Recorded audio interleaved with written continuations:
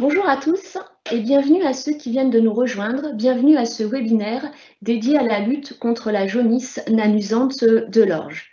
Donc, je suis Céline Driot et j'ai le plaisir de vous présenter l'équipe qui a préparé ce webinaire autour de la JNO. Et donc, nous sommes 5 ingénieurs régionaux qui allons intervenir tout au long de ces webinaires. Donc, je vous propose de commencer tout de suite.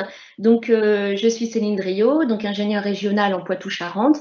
Et dans cette première partie, je vais vous définir d'une part de quoi parle-t-on aujourd'hui et quels sont les enjeux et les premiers leviers agronomiques pour lutter contre la jaunisse nanisante de l'orge. Donc, sans plus attendre, je vous propose de rentrer dans le vif du sujet. Alors, on va parler de jaunisse nanisante de l'orge. Donc, c'est une maladie virale qui est qui est provoquée par des virus qui sont vectés, transportés par des pucerons. Alors, quels sont les acteurs? On a 3 acteurs principaux que je me propose de vous expliquer dans un premier temps. D'une part, les pucerons. Les pucerons que l'on dénomme en fait les vecteurs parce que ce sont eux qui vont pouvoir en fait transmettre les virus aux céréales lors de leur piqûre alimentaire. Donc en effet, les pucerons en fait ce sont des insectes piqueurs-suceurs et lors de leur alimentation, donc en piquant les céréales, vont pouvoir transmettre du virus si ce puceron lui-même contient du virus, donc transmettre du virus à la plante qui devient infectée. Ou inversement, un puceron, lors de son alimentation, peut aussi récupérer du virus sur une plante infectée et donc récupérer ce virus et devenir virulifère. Donc voilà, ça c'est un premier point important à avoir en tête. Ça explique également en fait comment se fait l'infection, donc de la transmission de l'infection de plante à plante via le vecteur les pucerons. Les pucerons en France, on va retrouver principalement des espèces autour du Rhopalosiphon paddy, du Cytobion avenae par exemple. Une petite précision également concernant ces pucerons. Si le puceron a suffisamment de virus, vous pouvez retenir qu'il reste infectieux jusqu'à sa mort, mais en revanche, un puceron ne va pas transmettre de virus à sa descendance. Donc ça, c'est important aussi de l'avoir en tête. Et donc, en fait, sur notamment les pucerons aptères, en fait, ils vont devenir virulifères en s'alimentant avec des plantes infectées de virus. Le deuxième acteur important, ce sont les plantes hôtes, les graminées, puisque lorsqu'on parle de jaunisse nanisante de l'orge, on a toute une grande catégorie de graminées qui sont sensibles à cette maladie et qui peuvent héberger des pucerons. Donc on va retrouver par exemple des céréales à paille cultivée comme l'orge, le blé, mais aussi tout un tas de graminées, de plantes réservoirs, comme des graminées, des repousses de céréales, des graminées fourragères, des graminées sauvages, des couverts d'interculture. Et enfin, le troisième acteur, les virus. Donc, j'ose dire qu'on est en pleine actualité. Sans rentrer dans le détail sur les virus, ce que l'on peut retenir, c'est que ces virus, ce sont des particules virales qui ont vraiment la propriété d'être des parasites obligatoires. Et donc, il faut bien retenir que ces virus ne peuvent se multiplier, ne peuvent se répliquer uniquement en étant présents et en détournant, en fait, j'ai envie de dire, la machinerie de la plante. Voilà pour ces virus. Quand on parle des virus de la jaunisse nanisante de l'orge, on parle des virus BYDV, c'est l'acronyme en anglais de la maladie. Et en fait, il faut aussi que vous ayez en tête que l'on ne parle pas de un virus, mais on a un ensemble de souches de virus. Autre point, c'est que ces virus, notamment sur ces virus de BYDV, mutent beaucoup, et donc c'est pour ça qu'on a une grande diversité de virus et qu'à l'heure actuelle, on n'a aucune lutte possible directement contre ces virus. Et une fois que la plante et contaminés par ces virus, les dégâts sont irréversibles. Donc au niveau de l'ensemble des leviers, on le verra tout au long de l'intervention, hein, on a des leviers autour de leviers agronomiques, autour des variétés tolérantes à la GNO, autour de la lutte directe sur les pucerons. Après ces quelques éléments explicatifs, on peut voir notamment quelles sont les pertes de rendement attendues. Donc on sait bien que c'est l'espèce orge d'hiver hein, qui est la céréale à paille la plus sensible à cette maladie virale. Ce que l'on peut retrouver ici graphiquement, on a pris une synthèse de 9 essais où on a pu comparer le blé tendre vis-à-vis de l'espèce orge d'hiver. Et donc sur des variétés sensibles, on est sur 9 situations identiques et on voit que les pertes de rendement sont beaucoup plus importants sur l'espèce orge d'hiver, hein, avec ici une moyenne à 46 quintaux contre 18 quintaux pour le blé tendre. Donc on voit bien que l'orge d'hiver est 2 fois, voire 3 fois plus sensible que le blé tendre, avec une fourchette et une variabilité relativement importante, hein, puisque quand vous regardez les fourchettes entre les minimums et les maximums, on a des écarts relativement importants qui sont liés aussi, puisqu'on est dans des situations, ce qui est lié à des milieux différents, l'impact de l'année également différentes. Côté symptômes, on vous a repris quelques photos. À gauche, des photos sur l'orge d'hiver que vous connaissez, alors des symptômes qu'on connaît plutôt bien hein, sur l'orge d'hiver. Ce que l'on peut retenir, c'est que on a la caractéristique hein, de jaunissement, de décoloration foliaire qui évolue vers des jaunissements. Lorsque l'attaque est plus significative, ça va vers un dessèchement, vers des pertes au niveau du talage et dans des conditions extrêmes jusqu'à la disparition de plantes, ce que vous pouvez voir sur la photo de gauche prise au printemps dernier. Les symptômes sur orge d'hiver sont assez précoces. Concernant le blé tendre, les symptômes vont arriver un petit peu plus tardivement, courant de montaison, avec une caractéristique, plutôt une décoloration, une décoloration par la pointe des jeunes feuilles.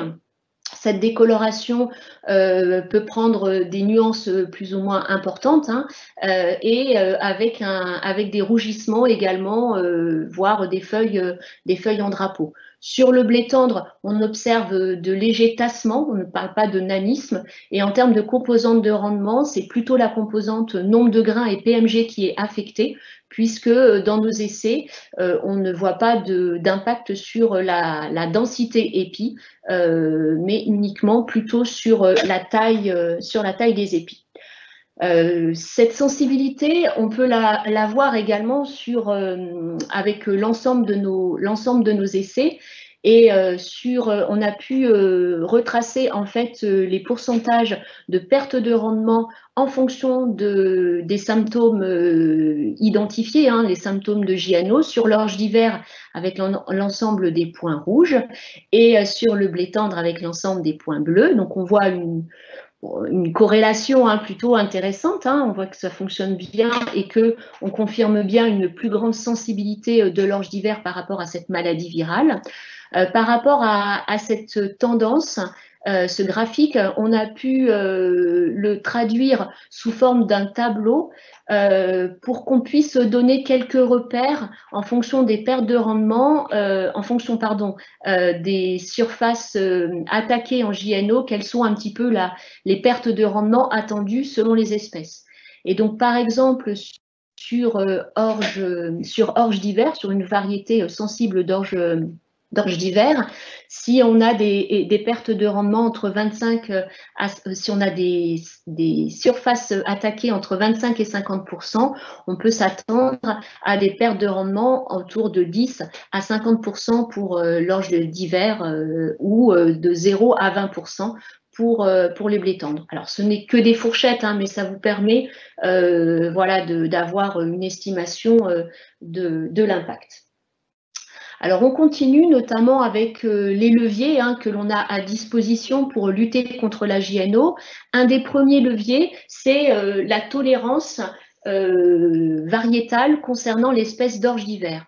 Donc, vous savez certainement là que depuis quelques années, nous avons des variétés tolérantes à la JNO via un gène de tolérance RYD2. Et donc, on a un nombre assez important maintenant de variétés d'orge d'hiver inscrites au catalogue français.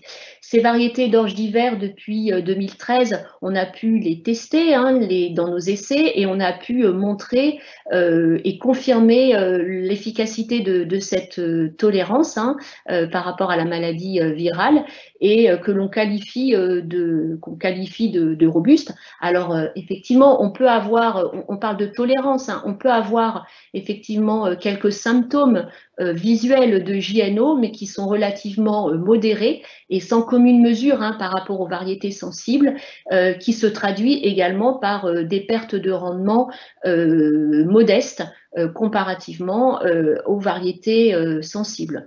On n'a pas mis en évidence de façon significative de différence de tolérance entre ces variétés tolérantes à la JNO.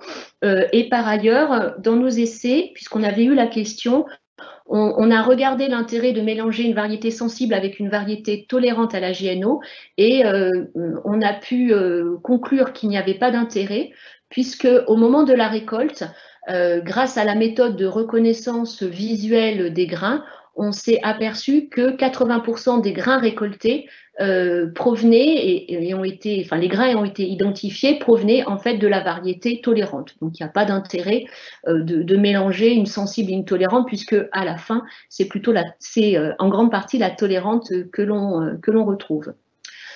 Par ailleurs, sur ces variétés tolérantes à la JNO, compte tenu de leur robustesse, on ne recommande pas d'intervention insecticide vis-à-vis de cette maladie virale de la JNO.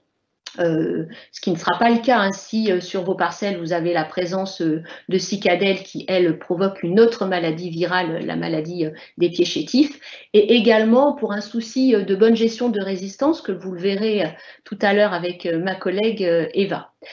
Donc on peut retenir que lorsque vous semez vos variétés d'orge d'hiver tolérantes à la JNO dans les dates recommandées dans chacune des régions, c'est un levier particulièrement robuste.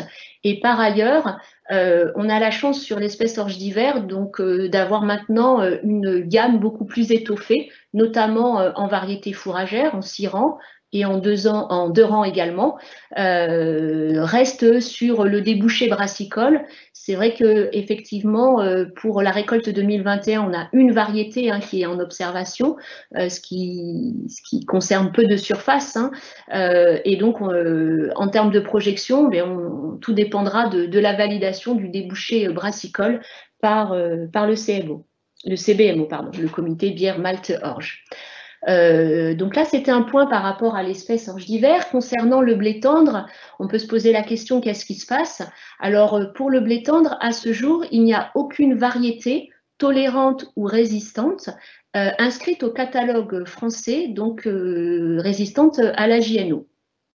On a depuis quelques temps, depuis 2 années, un programme de recherche, notamment avec un projet ABCDB, qui est conduit en partenariat, notamment avec l'INRAE, dont l'objet est vraiment d'identifier des différences de comportement sur une gamme de variétés à l'échelle nationale et de comprendre ces différences. En fait, dans ce projet, une gamme restreinte de variétés a été retenue, autour de 15 variétés, et ces variétés vont être regardées de près, soit par des essais menés au laboratoire, soit avec des essais menés au champ, avec des approches complètement complémentaires, avec un objectif de comprendre des différences de comportement. Sur le graphique en dessous, vous avez donc les résultats obtenus pour cette série de 15 variétés que l'on regarde attentivement. Les pertes de rendement moyennes sur les 2 années observées dans les essais en microparcelles sont de 17 quintaux, avec une forte variation entre essais et entre années. Et à l'heure actuelle, c'est vrai que ces classements entre variétés ne sont pas complètement stables, soit entre essais ou certains aléas ne sont pas complètement expliqués. Donc, il est vrai que nous sommes également en attente de résultats complémentaires avec des travaux conduits au laboratoire. Donc voilà, voilà les principaux travaux sur blé tendre. Et puis, autre levier, on va dire agronomique important, intéressant et robuste, qui est la date de semis que l'on considère comme un bon levier pour lutter contre la jaunisse nanisante de l'orge. Alors, au lieu de vous faire plein de graphiques et de synthèses, c'est un levier qui a été relativement bien étudié dans différentes régions. J'ai pris l'exemple d'une année, notamment sur la campagne 2016-2017, où un essai mené en Charente-Maritime, dans un secteur particulièrement exposé à la pression puceron et aux symptômes de JNO, avec 3 dates de semis. Je pense que les photos se passent de grands commentaires. La première date de semis qui correspond à une date de semis tout début octobre, qui n'est pas recommandée, qui est beaucoup trop précoce pour cette région. Je me permets de le préciser parce qu'effectivement, cette date de semis peut être adaptée sur une région beaucoup plus au nord. Mais sur cette date de semis très précoce, vous voyez les dégâts très impressionnants puisqu'on a récolté que 4 quintaux sur cette parcelle, donc des pertes de rendement de 82 quintaux. Sur les autres dates de semis, notamment avec la photo du milieu qui correspond à une date de semis recommandée, et bien là on est bien à l'optimum en termes de potentiel avec des dégâts très limités au niveau de pertes liées à la JNO. Donc voilà. Donc c'est un point important, le levier de la date de semis.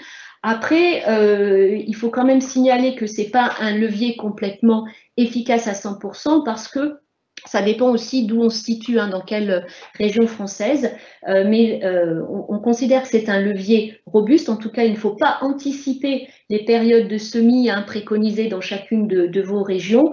L'objectif, c'est vraiment de limiter au maximum l'exposition excessive des cultures et des stades jeunes des cultures aux pucerons. Et nous allons le voir avec les présentations suivantes.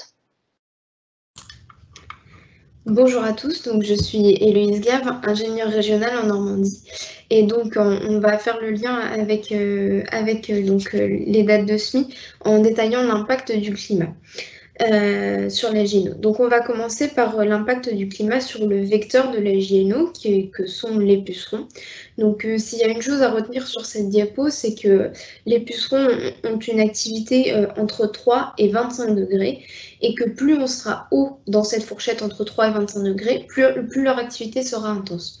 Au-delà de 25 degrés, on considère à partir de 30 degrés que les pucerons meurent, et en deçà de 3 degrés, on considère entre moins 5 et moins 12 degrés, les pucerons meurent également.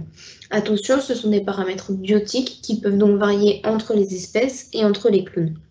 Maintenant qu'on en sait plus sur l'impact du climat sur le vecteur, on va regarder l'impact du climat tout au long du cycle de la jaunisse nanisante de l'orge. Donc ce qu'il faut retenir, c'est que les conditions climatiques, elles vont influencer à la fois les ailés, les aptères, mais également le virus dans la plante. Donc si on reprend le cycle de contamination de la JNO, on commence par la contamination des parcelles par les pucerons ailés, qui étaient précédemment dans des réservoirs. Donc pour que cette première étape ait lieu, on considère qu'il faut une température minimum de 12 degrés environ, l'absence de pluie intense et continue et du vent. Donc une fois qu'on a réalisé cette étape, on va avoir une transmission des virus aux plantes par les ailés au cours de leur alimentation.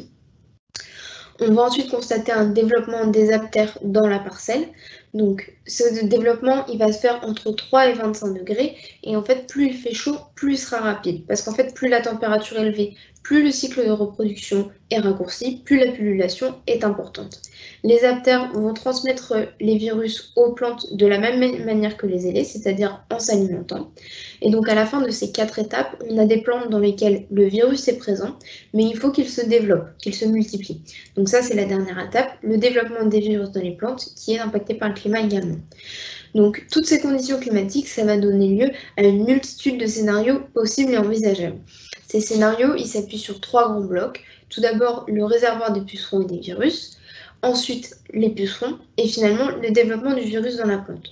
Donc au niveau des réservoirs, on peut avoir une présence importante de pucerons ou non, et des pucerons qui sont fortement virulifères ou non.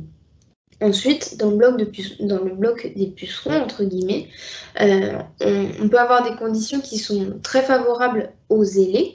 Donc, c'est-à-dire, on a dit des températures qui sont à 12 degrés, l'absence de pluie intense et continue et du vent, qui vont faire qu'on a une grande population d'ailés qui vont arriver sur la parcelle. C'est le cas du premier cas. Enfin, c'est le premier cas qui est détaillé. On a une population d'ailés importante qui va arriver et par la suite, on a des conditions qui sont sur la plage entre 3 et 25 degrés et donc avec des conditions qui sont propices au développement des aptères. Donc à la fin de cette première situation, on a une population de pucerons qui est très importante. Si on prend le deuxième cas, c'est le cas de la campagne 2019 à peu près. On a des conditions qui sont peu favorables aux ailés avec des pluies régulières notamment. Donc on a en masse peu d'individus ailés qui arrivent sur les parcelles, mais derrière, on a des conditions qui sont favorables aux aptères, donc avec des conditions qui sont douces. Donc à la fin, même si on a une contamination par les ailés qui était relativement faible, on a un développement des aptères qui est tellement important qu'on a une population de pucerons sur la parcelle qui est très conséquente.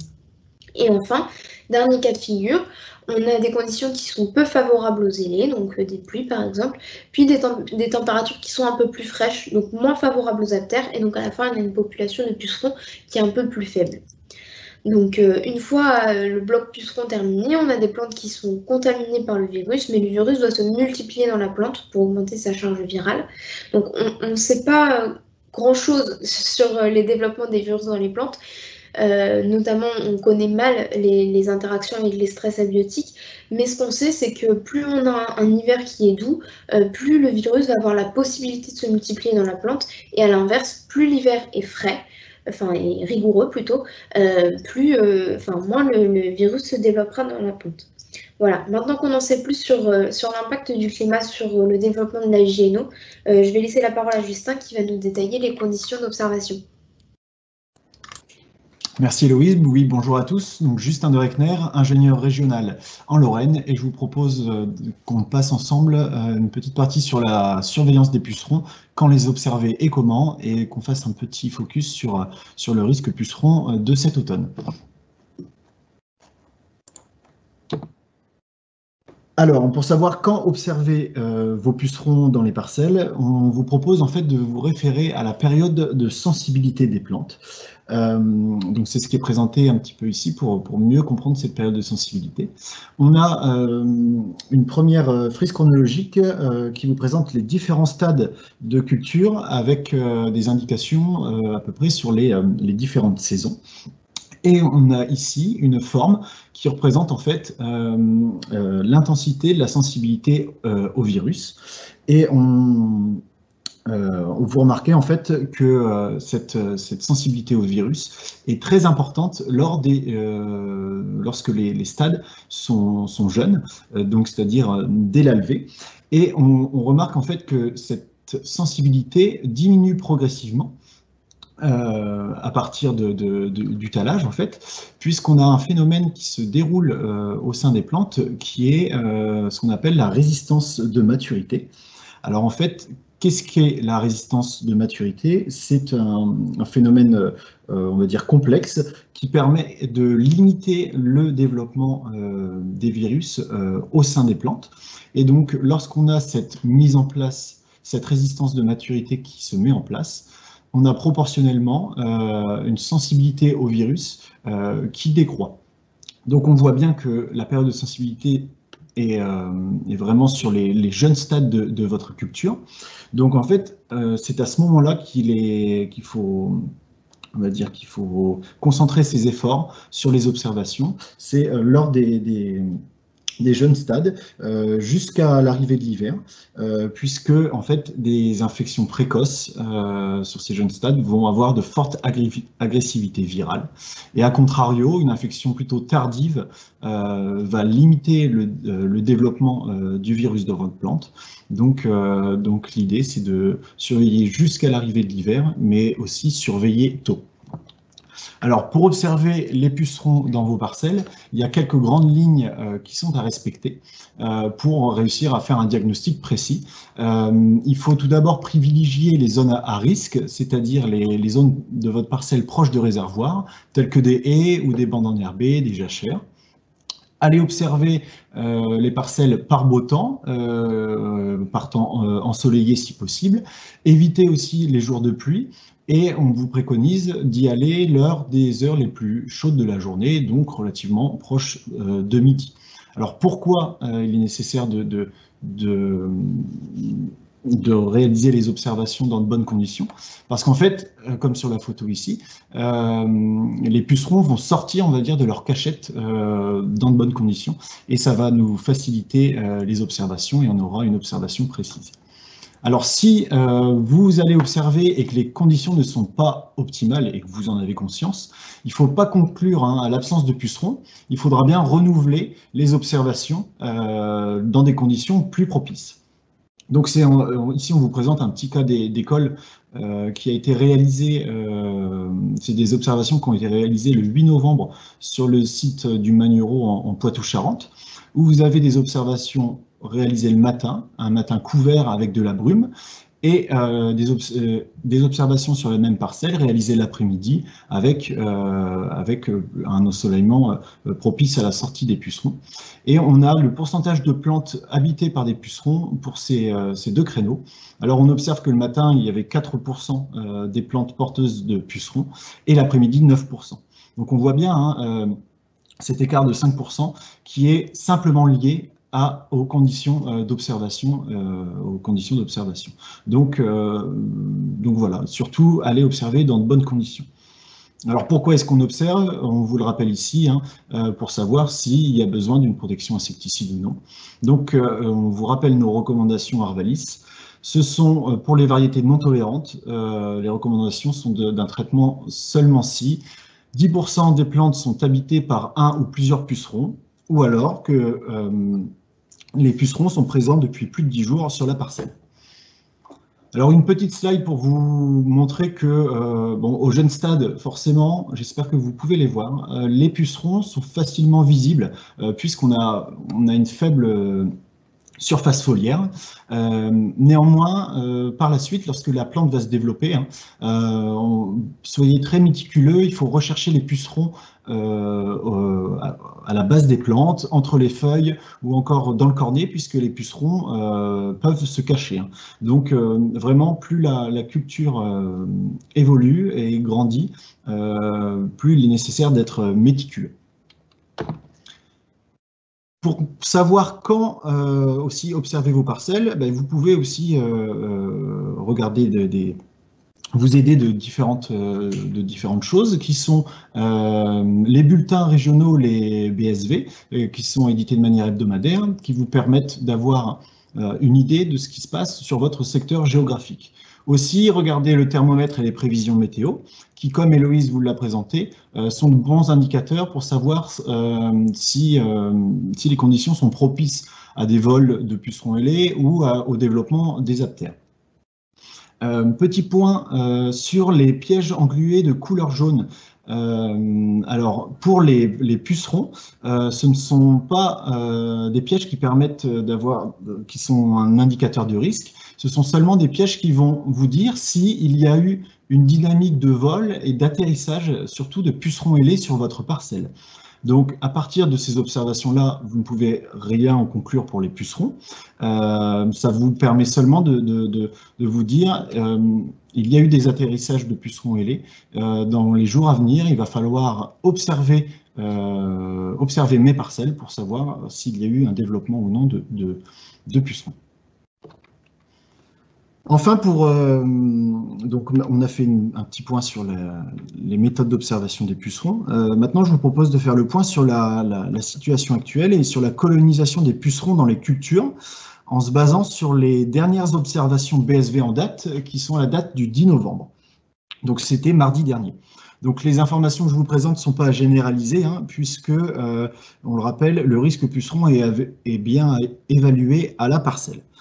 Donc vous avez en fait ici différents encarts, donc, dans lesquels vous retrouvez différentes régions géographiques. vous avez le nombre de parcelles qui ont été observées dans le cadre des BSV.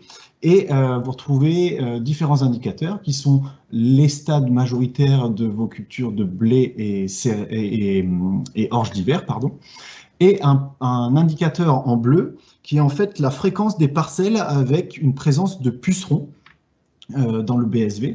Et en rouge, vous retrouvez la fréquence des parcelles qui sont au-dessus des recommandations d'intervention d'Arvalis.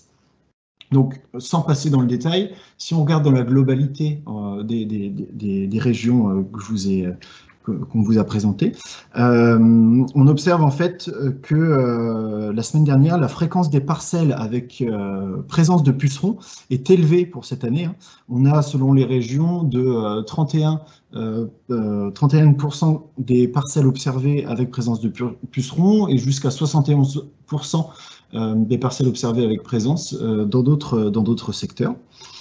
Et ce qu'il faut savoir aussi, c'est que pour ces observations-là, les pucerons étaient souvent, on va dire, peu nombreux dans les parcelles, et c'est le plus souvent la présence de pucerons depuis plus de 10 jours qui a fait basculer les parcelles sur notre indicateur rouge. Donc voilà pour l'état des lieux de la semaine dernière.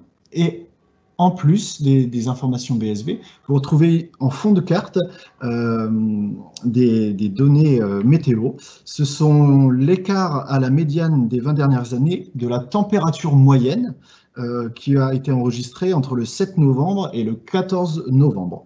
Donc en fait, on pourrait dire que ce sont les températures de la semaine dernière qui sont exprimées en écart à la médiane des 20 dernières années.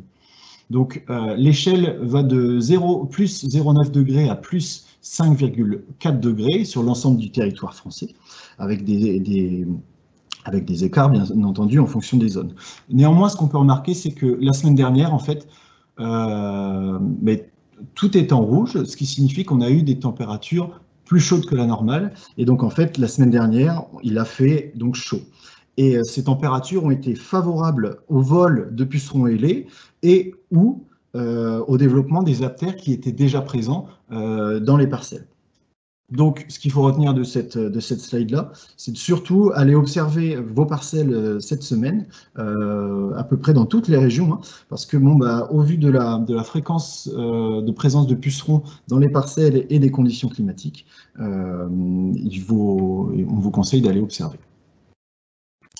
Donc, bonjour à tous, donc Eva Deschamps, ingénieure régionale sud, basée dans le Tarn. Donc moi, je vais vous présenter maintenant les moyens de lutte directs qu'on a à notre disposition et puis les perspectives, nos travaux de recherche sur des solutions pour demain. Donc tout d'abord, en ce qui concerne les produits phytosanitaires, on en a déjà un petit peu parlé.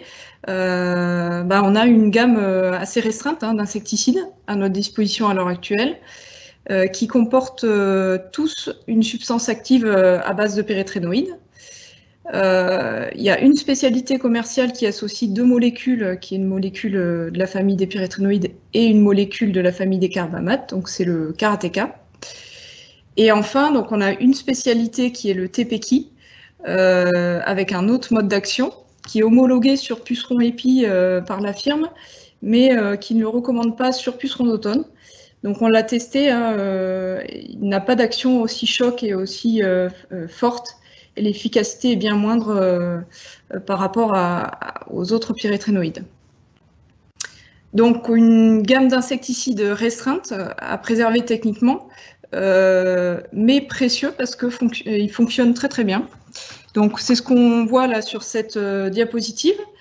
On a une lutte qui est efficace. Dans nos essais, quand on les teste donc en semi-précoce, dans des conditions optimales, on voit très peu de différence entre les spécialités. Donc il y a eu pas mal de questions là-dessus.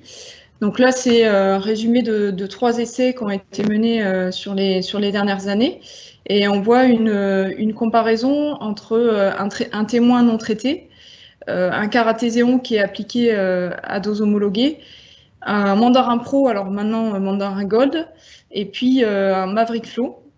Et vous voyez que dans des conditions optimales d'application, on a vraiment des des niveaux de rendement qui sont similaires. On est entre 84 et puis 83 quintaux. Pas de choses significatives, pas de différence significative entre les produits, contre 34 quintaux pour le témoin. Par contre, lorsqu'on a de forts cas d'infestation, et en semis très précoce, ce qu'on en a pu voir, c'est que les produits à base de lambda-cyhalotrine, donc le caratéséon, présentent une meilleure efficacité et une meilleure régularité.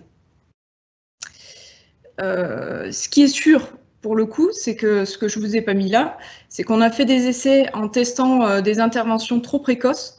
Et c'est une stratégie qui est complètement illusoire. Ça ne sert à rien d'aller positionner un insecticide à la levée ou avant le stade d'une feuille. Donc n'intervenez pas trop tôt, surtout. Les résultats en termes d'efficacité sont bien moindres et vous risquez de devoir réaliser une deuxième intervention qui n'aurait pas été forcément nécessaire. Donc sur la diapositive suivante, je vous ai remis les différentes spécialités commerciales qui sont disponibles. Donc vous voyez que chacune d'entre elles a des contraintes spécifiques, donc notamment sur le nombre d'applications maximum, les zones de non-traitement, les NNT, et puis si l'application insecticide vise aussi les cicadelles, et certains l'ont énoncé dans les questions, la solution choisie doit être autorisée pour cet usage, donc vous voyez qu'elles ne le sont pas toutes.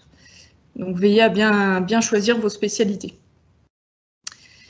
Lorsque l'on regarde donc comment on positionne ces produits, je vous ai dit que les applications précoces n'étaient pas efficaces, mais on s'est posé la question de positionner un peu plus tardivement par rapport aux recommandations les traitements insecticides, et quelle était la valorisation d'un traitement relais en deuxième application après une application à date recommandée.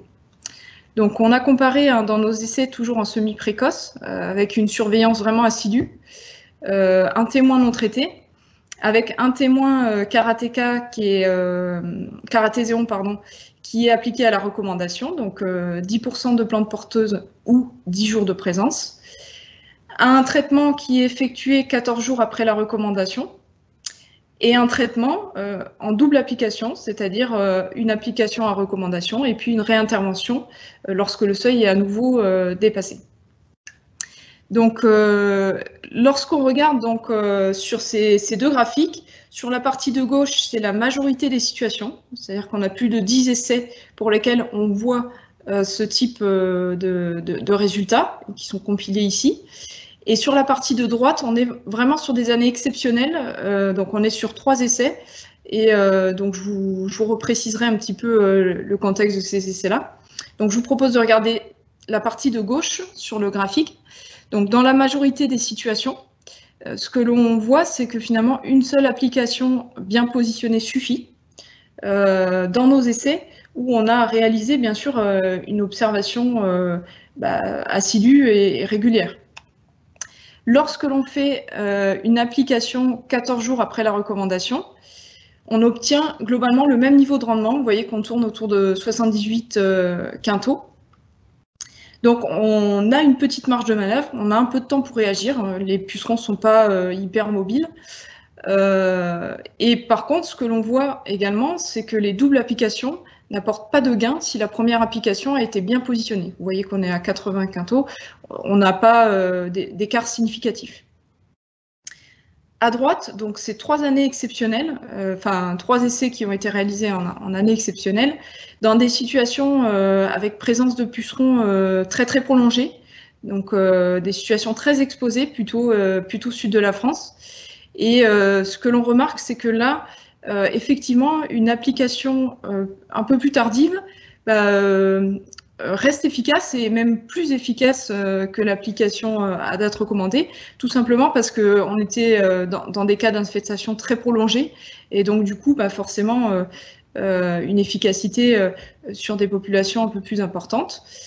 Dans ces conditions à très forte pression prolongée, une deuxième application en relais aux recommandations permet une meilleure protection. Donc effectivement, on peut avoir des situations dans des cas de très forte pression où il faut réintervenir après la première application. Donc en conclusion, dans la majorité des cas, une seule application bien positionnée suffit. On a néanmoins un peu de temps pour réagir, donc on peut ajuster un petit peu, surtout pas précocifier, et puis systématiser des traitements précoces, mais on peut décaler légèrement dans le temps notre application d'insecticides. La double application, dans la majorité des cas, n'apporte pas de gain. Et lorsqu'on est par contre dans des cas de forte pression, là, effectivement, une deuxième application en relais permet une meilleure protection. Alors, pourquoi on insiste un peu sur tout ça? C'est parce qu'on a certes des insecticides qui sont efficaces, mais qui ont pu faire l'objet de résistance. Donc, c'est le cas au Royaume-Uni et puis dans d'autres pays européens, où on a découvert une mutation de cible sur un clone de Cytobion avenae, donc depuis juin 2011 au Royaume-Uni. Pour le moment, on n'a pas de cas identifiés en France, mais il faut rester vigilant. On n'a qu'une seule substance active, je le répète, qui est de la famille des pyrétrénoïdes. Donc, elle est certes efficace, mais soyons prudents sur l'utilisation des pyrétrénoïdes. Déjà, comme l'a dit Céline, privilégier les premiers leviers, donc la date de semis, les variétés tolérantes en orge d'hiver, quand elles existent, c'est quand même intéressant de les utiliser puisque ça nous évite des interventions chimiques. Et puis, le traitement à la recommandation, pas de risque à retarder un petit peu l'application, mais surtout pas la précocifier. Donc, ne faites pas de systémisation du traitement phytosanitaire.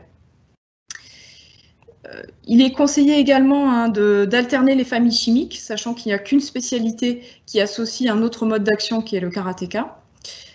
Et si possible, dans la mesure du possible, alterner les sous-familles à l'échelle d'un territoire, parce que ça peut contribuer à abaisser le risque de développement de résistance, puisqu'elles ont des sites de fixation légèrement différents.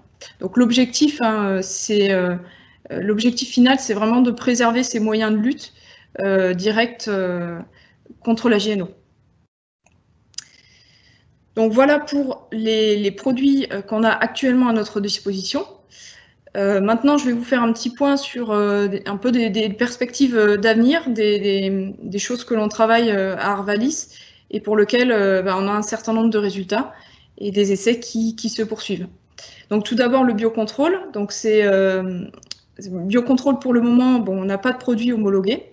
On travaille dessus depuis 2015 avec plus d'une douzaine de produits qu'on a testés. Les produits de biocontrôle, globalement, sont un peu plus sensibles aux conditions climatiques. On a des modes d'action qui sont un peu différents. On a par exemple des modes d'action qui assèchent le puceron. Donc là, c'est fortement dépendant des conditions, s'il y a la pluviométrie, etc. On a des efficacités qui sont un peu plus variables, donc en fonction des sites et des années. Donc ça nécessite un peu de temps pour l'évaluation de ces produits-là. Globalement, on a une action qui n'est pas forte, qui n'est pas de choc, comme les pyrétrénoïdes, donc qui laisse un peu moins de marge de manœuvre, comme on a pu le voir sur les pyrétrénoïdes. Donc on a un type de produit là qui nous semble intéressant dans nos essais, et puis les essais se poursuivent. On va tester ce produit-là en variant les fréquences et puis les doses d'application. On joue sur la fréquence parce qu'actuellement, dans nos essais, on teste ces produits avec des interventions répétées qui ne sont pas forcément applicables dans un contexte agriculteur. Donc, on est en train de tester différentes fréquences pour l'application de ces produits-là. En parallèle, il y a des essais qui sont menés en laboratoire pour voir s'il y a des spécialités ou des modes d'action qui sont intéressants. Donc là, je vais vous présenter quelques résultats des 2 années dernières, où on a testé différents produits sous numéro de biocontrôle. Et donc, donc ça, c'est, vous voyez en haut du graphique, donc l'année 2019 au champ, et puis en bas, l'année 2020, avec les potentiels de rendement pour chaque essai, avec donc un témoin non traité, le karatéséon à dose homologuée qui reste une référence, et puis la liste des produits de biocontrôle sous numéro. Donc il y a une huile minérale qui nous semble intéressante, qui a donné des résultats intéressants depuis 2 ans. Donc vous voyez que sur 2019, comparé à un témoin qui a 53 quintaux, eh ben, elle arrive à 64 quintaux, contre 89 quintaux pour le cartésian à dose homologuée. Et puis sur 2020, on a également vu des efficacités intéressantes, bien que modérées. On était à 24 quintaux dans le témoin, contre 48 quintaux donc pour l'huile minérale et 59 quintaux pour le cartésian. Donc les essais se poursuivent sur ces molécules, ces produits de biocontrôle, dans le cadre notamment de projets multipartenariaux qu'on a. Donc là, c'est le cas d'un projet ABCD qui se poursuit. Maintenant, je vais vous parler un petit peu de plans de campagne. Donc j'ai vu pas mal de commentaires là-dessus sur le chat. Donc qu'est-ce qu'on peut attendre des plans de campagne ou des plans de service? Alors déjà, il y a deux effets possibles. Donc un effet répulsif, c'est un effet vraiment direct de la plante qui va répulser les pucerons. Ils ne vont pas aller sur la parcelle. Ou alors un effet de masquage. Et là, ce sont des pucerons qui auront du mal à se repérer sur la parcelle, puisqu'il y aura présence à la fois de la plante de service et de la culture cultivée. Donc au total, depuis 2016, on a mis en place plus de 14 essais en France entière, avec beaucoup d'espèces qui ont été testées. L'objectif, c'était de voir les efficacités de ces espèces et de voir si certaines sortaient un petit peu du lot. Alors, ce qu'on a vu, c'est que dans un premier temps, lorsqu'on sème la plante compagne en même temps que la céréale, on n'a pas d'effet significatif sur les symptômes de JNO, de manière générale. Par contre, un semis de la plante compagne avant le semis de la céréale semble plus efficace. On a parfois eu sur nos essais des effets négatifs du couvert, des effets d'attraction d'autres ravageurs, donc des cicadelles par exemple, des limaces. Il y a eu donc des difficultés bien sûr à faire lever ce couvert-là, avec des plages de semis qui sont quand même restreintes, donc qui doivent à la fois correspondre au couvert et puis à la céréale qu'on va implanter. Et puis on se pose beaucoup de questions sur comment est-ce qu'on gère la destruction de ces couverts-là, et parfois des adventices qui sont venus se développer au sein du couvert. Donc les essais se poursuivent. Je vais vous montrer un exemple de résultats d'essais qu'on a eu sur la récolte 2020. Donc c'est un essai en Charente-Maritime où on a testé un semis d'orge précoce dans une veste du Bengale qui avait été implantée précédemment. On a comparé des situations en traité, non traité, et puis avec sol nu et sol couvert. Et on a voulu savoir si la veste pouvait masquer l'attractivité de l'orge pour les pucerons. Alors lorsqu'on regarde le graphique en haut à droite, on voit le pourcentage de plantabilité, soit sur orge seule, soit sur orge sous couvert de veste, en non traité. Et ce que l'on voit, c'est qu'il y a un effet visible sur le niveau d'infestation. On voit bien que on a un niveau d'infestation qui est supérieur sur l'orge qui est en sol nu. Donc il y a une certaine efficacité. On a ensuite regardé si il y avait des symptômes de jaunisse naisante de l'orge. Donc on voit effectivement, donc c'est le graphe du milieu à droite, le pourcentage de symptômes, et on voit qu'il y a une diminution du pourcentage de symptômes. On passe de 85% de symptômes de JNO dans le témoin non traité en sol nu à 55% dans le témoin non traité avec la veste du Bengale. Bon, en comparaison, on était à 2,5% sur le témoin traité en sol nu. Enfin, si on étudie le rendement et qu'on note effectivement que le couvert a un impact positif, qui est certes limité, et pour le moment qui semble un peu insuffisant, mais un certain impact positif tout de même. Donc on passe du témoin non traité à 12 quintaux, à 24 quintaux, donc lorsqu'on est en non traité avec présence de veste du Bengale, en comparaison à un témoin traité insecticide en sol nu qui est à 72 quintaux. Voilà. Donc en conclusion des essais qui se poursuivent, qui montrent un effet du couvert certes limité, mais donc un certain intérêt sur ce type de technique pour lequel on continue d'étudier les effets. Alors enfin, je vais vous parler un petit peu de contrôle biologique. Alors, qu'est-ce que c'est que le contrôle biologique? Bon, c'est l'action des auxiliaires de culture qui vont venir maîtriser, réguler les populations de pucerons. Ces auxiliaires, ça peut être soit des prédateurs, donc qui vont aller consommer directement le puceron. On évoque souvent les coccinelles, les larves de coccinelles. Mais aussi, ça peut être des parasitoïdes, donc qui vont aller pondre dans le puceron et puis le parasiter, puis la larve va se nourrir de son hôte. Donc, c'est le cas de certaines guêpes. Et nous, ce qu'on essaye de comprendre, c'est tout d'abord leur mode d'action, leur cycle de vie, ce qui va les favoriser. Et puis, on va d'abord qualifier les interactions entre les auxiliaires et puis les pucerons. Et puis, on va essayer de les quantifier. Donc, il y a 2 projets qui ont été menés. Le projet ARENA qui se finit en fin d'année, donc qui a permis d'approfondir le phénomène de régulation des auxiliaires de manière générale et de mieux comprendre les facteurs qui favorisent leur présence ou non. Donc, il propose des outils pour diagnostiquer le potentiel des auxiliaires et le lien avec les niveaux de population de pucerons. Bon, néanmoins, ces résultats restent à approfondir sur les pucerons d'automne, puisque l'étude était consacrée principalement aux pucerons de printemps. Donc voilà, il faudra poursuivre sur les pucerons d'automne où on manque pour l'instant de certaines références. Et puis, il y a eu des difficultés à aller quantifier les impacts réels des éléments paysagers. Ensuite, donc, il y a un projet qui est en cours, hein, qui a à peine 1 an de vie. C'est le projet Plante Serve. Donc, l'objectif de ce projet, c'est de regarder l'impact d'un couvert fleuri qu'on va aller mettre en bande autour de sa parcelle, donc sur orge et sur blé, sur la population d'insectes parasitoïdes, et de voir en fait l'efficacité de ce couvert sur les populations de pucerons à l'automne.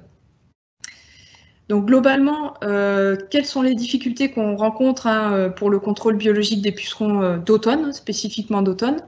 C'est que d'une part, les dégâts au champ des pucerons sont immédiats. Très peu de pucerons peuvent engendrer beaucoup de dégâts. Donc il faudrait un auxiliaire qui ait à la fois un effet ciblé et rapide à l'automne.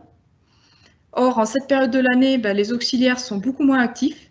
Et ceux qui sont actifs ne sont pas forcément des gros consommateurs de pucerons. Donc, à titre d'exemple, hein, la coccinelle ne sort plus en dessous de 15 degrés. Les parasitoïdes, eux, ne sortent que s'il y a beaucoup de populations de pucerons, donc du coup des dégâts qui sont déjà présents sur les parcelles. Et enfin, on peut avoir des effets antagonistes de certaines infrastructures paysagères, donc par exemple la haie qui peut être réservoir d'auxiliaires, mais qui a aussi un effet coupe-vent qui peut être favorable aux pucerons. Ou alors donc les bandes enherbées, qui si elles ont des graminées sauvages, peuvent jouer un rôle de refuge pour les pucerons. Donc en conclusion, vous voyez qu'il y a plusieurs projets qui ont permis d'approfondir les phénomènes de régulation des auxiliaires. On a un second qui est un peu plus tourné actuellement vers les pucerons d'automne et qui nous permettra, on l'espère, de venir qualifier l'impact réel sur une parcelle agriculteur d'un couvert fleuri en bordure de parcelle. Voilà, donc j'en ai fini de vous présenter les solutions de lutte directe et puis nos travaux de recherche.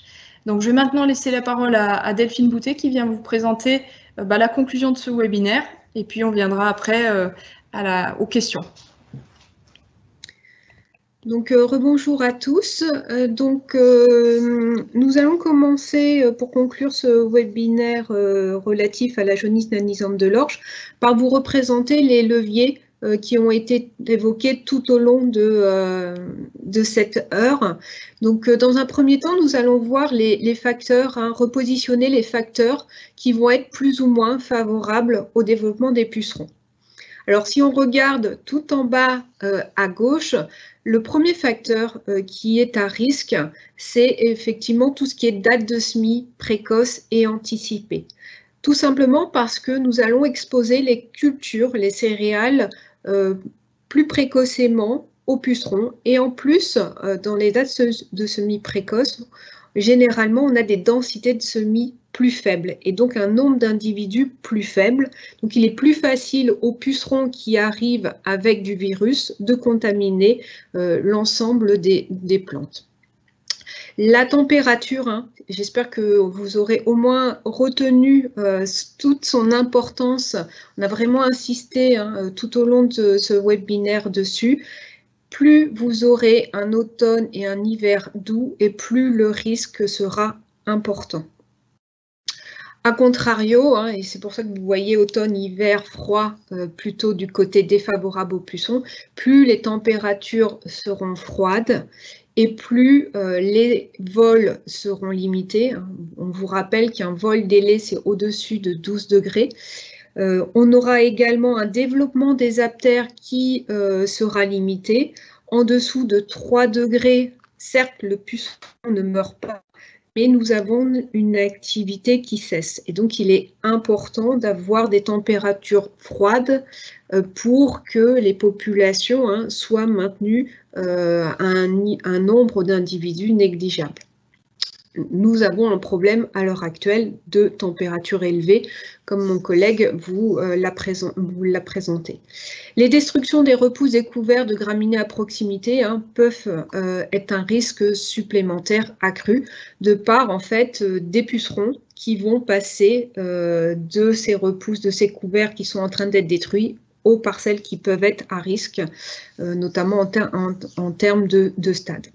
Alors, pour tout ce qui est biocontrôle, couvert, bande enherbée, vous avez pu constater qu'on en est aux prémices et que pour l'instant, ces leviers ne sont pas du tout opérationnels.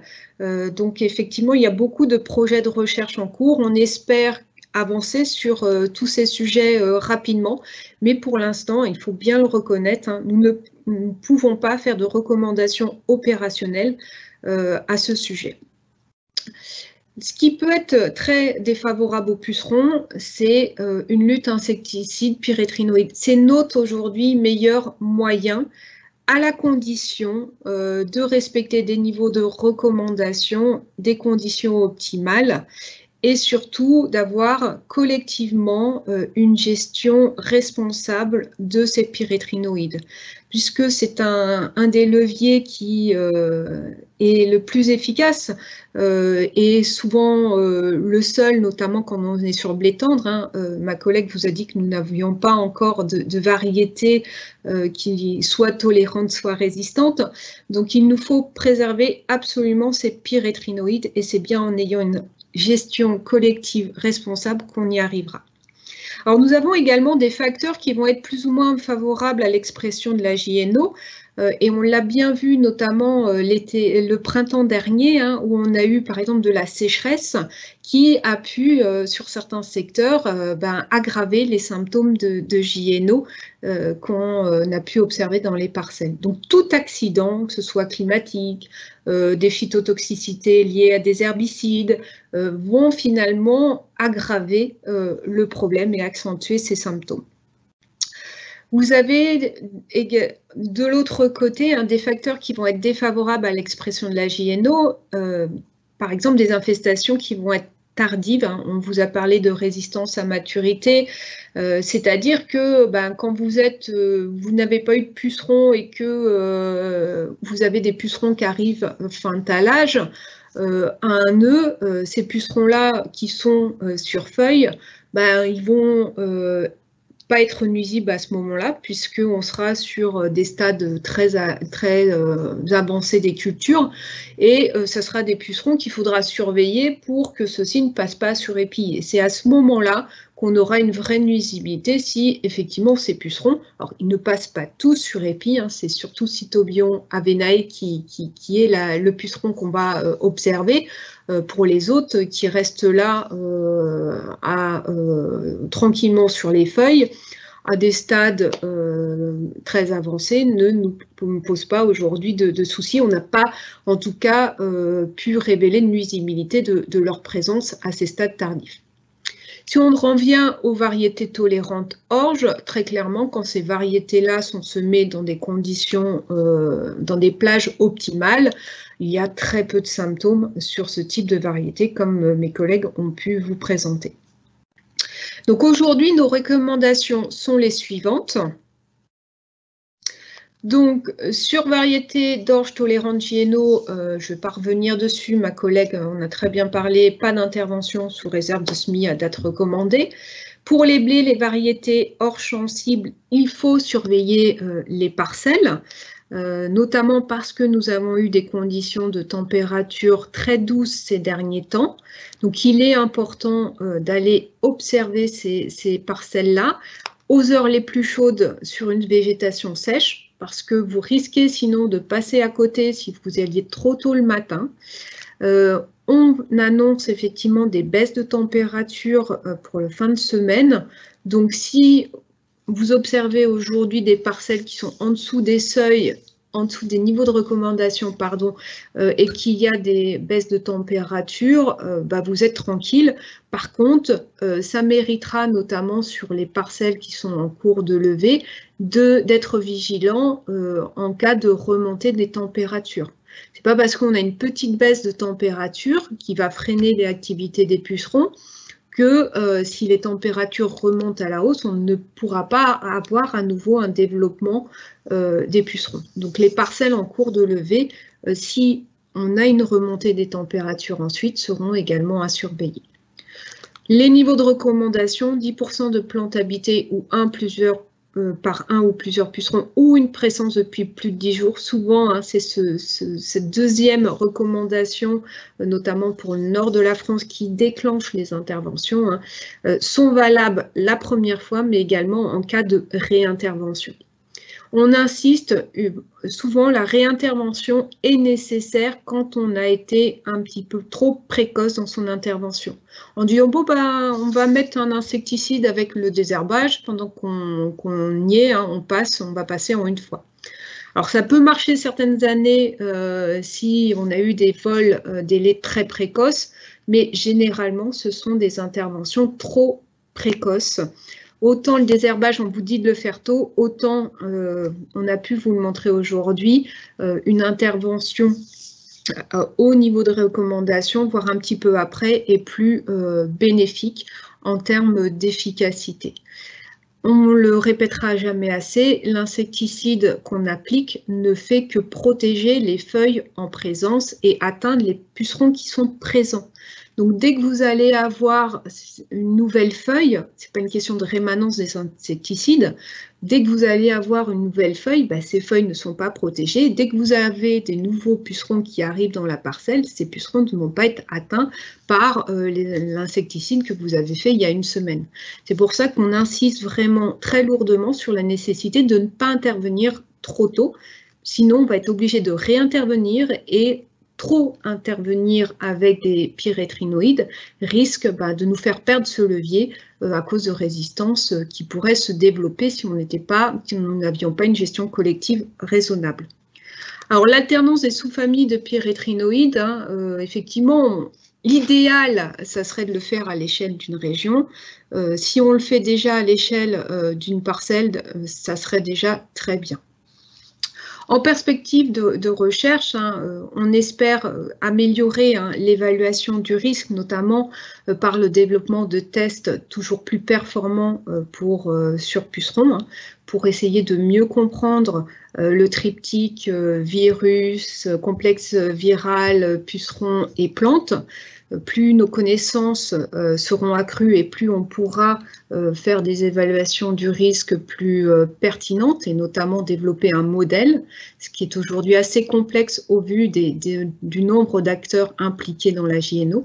L'objectif, c'est, on vous l'a montré, d'avancer aussi sur des solutions de biocontrôle et de pouvoir bientôt, on l'espère, vous faire des recommandations opérationnelles sur des mécanismes de lutte indirecte. On en est au début, on espère vraiment pouvoir avancer rapidement sur ces sujets-là dans les années à venir. Et puis, par ailleurs, avec l'ensemble de mes collègues qui sont intervenus aujourd'hui, donc les 5 collègues ingénieurs régionaux, on reste à votre disposition et vous avez nos contacts pour éventuellement apporter d'autres précisions à vos questions, ainsi que notre collègue spécialiste, Nathalie Robin. Et je voulais, au nom de toute l'équipe qui a participé à ce webinaire, donc en associant les 5 ingénieurs régionaux, notre collègue spécialiste Nathalie Robin qui nous a aidés à la préparation, ainsi que nos 2 collègues spécialistes des variétés, Philippe Duchéron et Isabelle Chaillet, et notre assistante Jocelyne Jean qui a organisé la logistique de ce webinaire. On vous souhaite, on espère que ce webinaire a pu répondre à vos questions et on vous souhaite une excellente journée et à bientôt sur les autres webinaires organisés actuellement par Arvalis. Au revoir.